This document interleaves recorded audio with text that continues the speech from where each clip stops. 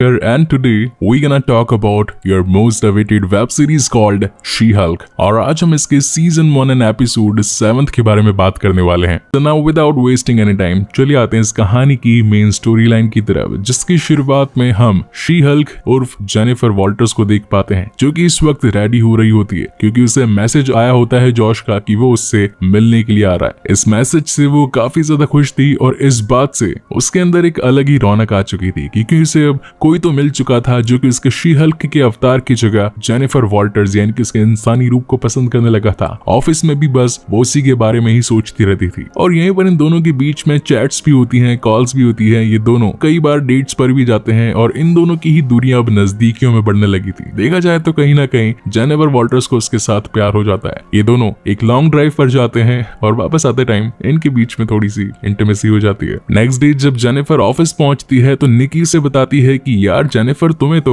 Office में nominate किया गया है एम्प्लॉय ऑफ द ईयर के लिए। क्या बात है, तुमने तो आते ही धूम मचा दी। लेकिन इस बात को सुनकर जेनिफर कुछ ज्यादा खुश नहीं थी क्योंकि वो तो इंतजार कर रही थी जॉश के मैसेज का, क्योंकि रात को हुए कांड के बाद में वो तो इंतजार कर रही थी कि कब जॉश का उसके पास में मैसेज आएगा और वापस बातचीत शुरू होगी। लेकिन एक दिन पूरा बीत जाने के बावजूद भी कोई मैसेज नहीं आता। वो बार बार फोन को चेक करती है लेकिन कोई मैसेज नहीं था। तभी ब्लॉन्स्की के पेरोल ऑफिसर का उससे कॉल आता है और वो उससे बताता है कि एमएल ब्लॉन्स्की यानी कि अबॉमिनेशन के इनहैबिटर में कुछ खराबी आ गई है और पुलिस वालों को तो आप जानते ही हो, संडे को कोई काम नहीं करता, तो क्यों ना हम दोनों जाकर उसके इनहैबिटर को चेक करके आए और पता करें कि क्या सचमुच उसने कोई रूल तोड़ा है या नहीं। हालांकि इस वक्त संडे था और यहाँ से जेनिफर जाना नहीं चाहती थी क्योंकि उसे लग रहा था कि अगर जॉश का मैसेज आ गया और उसने उसे मिलने के लिए बुलाया तो उसका संडे पूरी तरीके से बर्बाद हो जाएगा। लेकिन क्या करे, काम है तो जाना ही पड़ेगा। जिसके बाद नेक्स्ट डे यहाँ पर जेनिफर वॉल्टर्स और साथ ही पेरोल ऑफिसर ये दोनों मिलकर एमएल के घर पहुंचते हैं, लेकिन उसके इनहैबिटर को चेक करने पर उन्हें कुछ खास मिलता नहीं। ब्लॉन्स्की उन्हें बताता है कि ऐसा एक बार पहले भी हुआ था, छोटा मोटा शॉर्ट सर्किट लगा था और आप लोगों को लग रहा होगा कि मैं इसे तोड़कर भागा था, लेकिन ऐसा कुछ भी नहीं है, मैं यहीं पर हूँ। वेल, इस बात से ऑफिसर को विश्वास हो जाता है और वो वहां से निकल जाता है।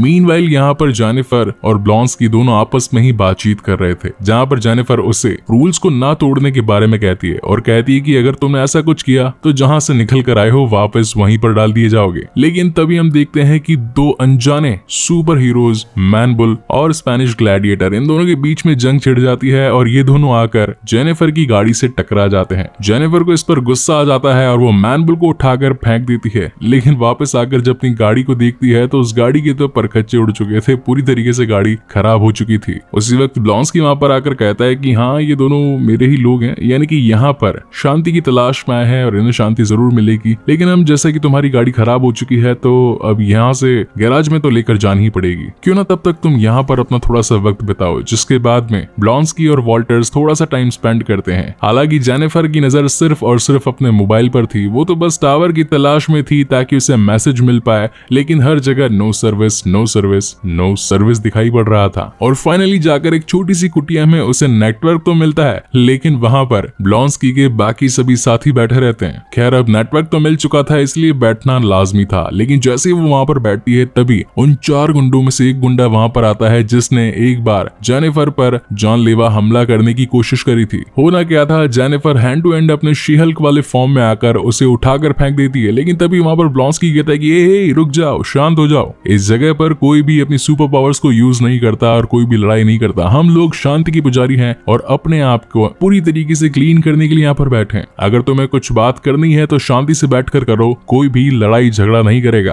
अब लड़ाई तो हो नहीं सकती थी, तो होना क्या था, इन सभी के बीच में एक काउंसलिंग स्टार्ट हो जाती है। काउंसलिंग का मतलब ये होता है कि जहां पर कुछ लोग अपने दिल की बात यानी कि भड़ास दिल खोल कर निकालते हैं, कोई क्या बोलता है कोई क्या बोलता है। और फिर बारी आती है जेनिफर की, जहां पर मैनबुल और साथ ही एक और नया कैरेक्टर पॉर्क्यूपाइन उससे पूछते हैं कि तुम इतनी परेशान क्यों हो, बार बार मोबाइल से क्यों चिपकी हो। तो जेनिफर वहां पर अपने दिल की बात कहती है कि काफी टाइम से जब मैं शी-हल्क के अवतार में थी तो हर कोई मुझे देखकर मेरे पास आकर मुझसे बात करता था, मेरी वैल्यू बढ़ जाती थी और मैं एक अटेंशन सेंट्रिक पीपल बन गई थी। लेकिन जैसे ही जेनिफर के रूप में वापस आती हूँ तो कोई मुझे पसंद तक नहीं करता। लेकिन जॉश एक ऐसा लड़का था जिसने मुझे मेरे जेनिफर वॉल्टर्स वाले रूप में देखकर मुझे पसंद किया, मेरे साथ टाइम स्पेंड किया, हम डेट पर गए और इंटीमेट भी हुए, हमने एक अच्छी रात बिताई। लेकिन नेक्स्ट डे जैसे मैं उसे कॉल कर रही हूँ, मैसेज कर रही हूँ, he is not replying anymore. सब लोग उस पर हंसते हैं और कहते हैं कि तुम्हें थोड़ी सख्त बनना चाहिए, इतना जल्दी अपने आप को पिघल नहीं देना चाहिए। अगर उसका मैसेज नहीं आया तो तुम भी उसे मैसेज मत करो। मैं तो कहता हूँ उसका नंबर डिलीट कर दो। और हर कोई उसका नंबर